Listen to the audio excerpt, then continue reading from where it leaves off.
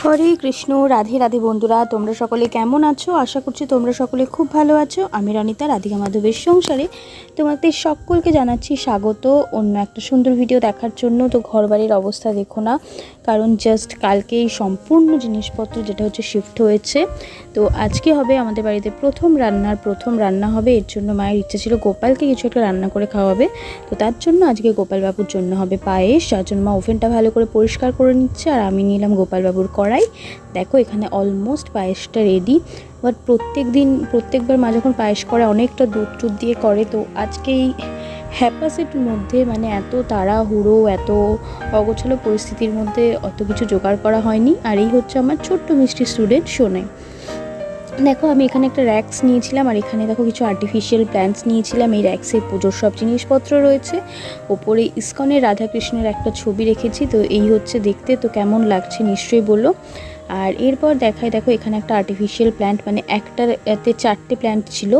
তো এখানে একটা রেখেছি প্ল্যান্টসগুলো। এই আমার জগন্নাথদেব, দেখো প্ল্যান্টসগুলো কতটা সুন্দর দেখতে, ছোট ছোট খুব সুন্দর। আর একটা হচ্ছে এই যেটা আমি আমাদের গোপাল সোনাদের কাছে কিন্তু রেখেছি।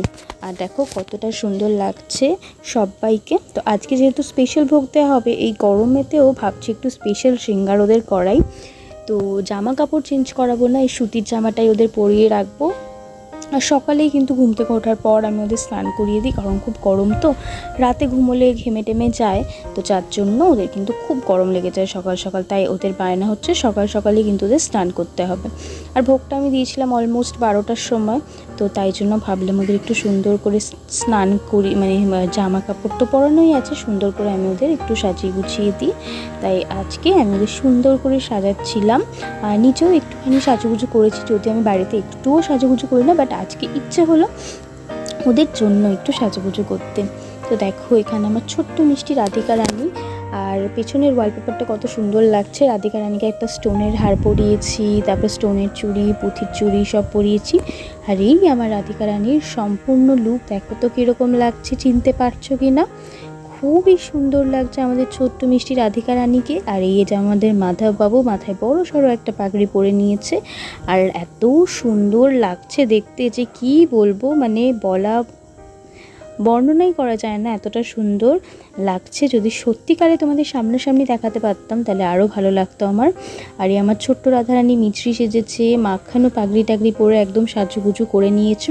আর ওদের খুব সুন্দর লাগছে, পুরো দৈবিক একটা যেন ব্যাপার। মনে হচ্ছে এই মাত্র স্বর্গ থেকে নেমে এসছে আমাদের শ্রী রাধা কৃষ্ণে আমাদের এই ধরাধামে। যাই হোক, দেখো কতটা মিষ্টি, কতটা সুন্দর লাগছে। তোমরা কিন্তু কমেন্ট করে বলো আমার রাধারানীকে, মানে রাধিকাকে আজকে কেমন লাগছে।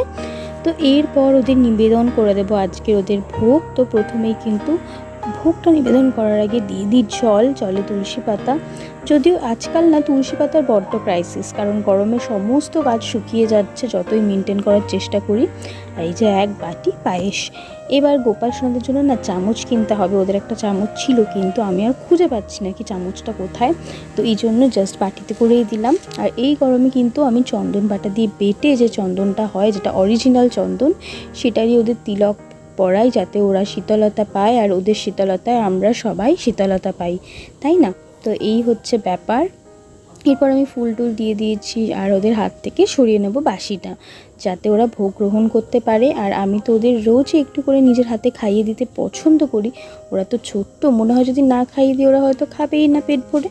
তো এই জন্য প্রত্যেক দিনই খাইয়ে দিই, এবং আজকেও দেখো সুন্দর করে ওদের খাইয়ে দিলাম, ভোগ গ্রহণ করে দিলাম। তো আজকের ভিডিওটা কিন্তু বন্ধুরা এতটাই, ভালো লেগে থাকলে লাইক করো, কমেন্ট করো, শেয়ার করো ফ্রেন্ডস ফ্যামিলি সকলের সাথে। দেখা হচ্ছে অন্য একটা ভিডিওতে। হরে কৃষ্ণ, রাধে রাধে। চ্যানেলটাকে সাবস্ক্রাইব